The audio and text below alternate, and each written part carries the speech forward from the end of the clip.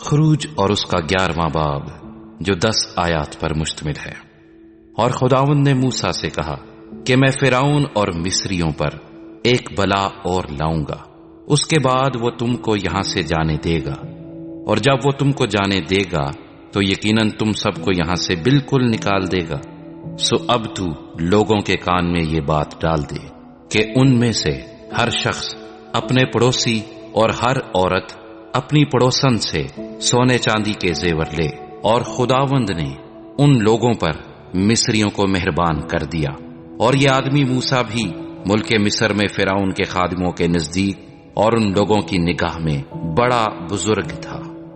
اور موسیٰ نے کہا کہ خداوند یوں فرماتا ہے کہ میں آدھی رات کو نکل کر مصر کے بیچ میں جاؤں گا، اور ملک مصر کے سب پہلوٹے فرعون جو تخت پر بیٹھا ہے اس کے پہلوٹے سے لے کر وہ لونڈی جو چکی پیستی ہے اس کے پہلوٹے تک اور سب چوپایوں کے پہلوٹے مر جائیں گے،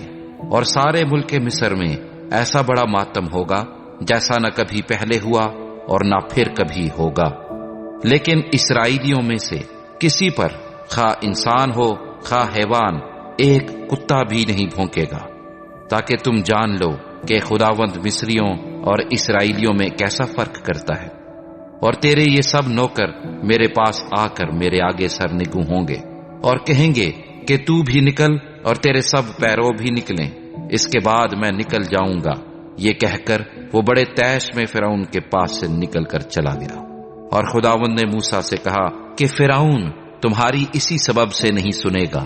تاکہ عجائب ملک مصر میں بہت زیادہ ہو جائیں۔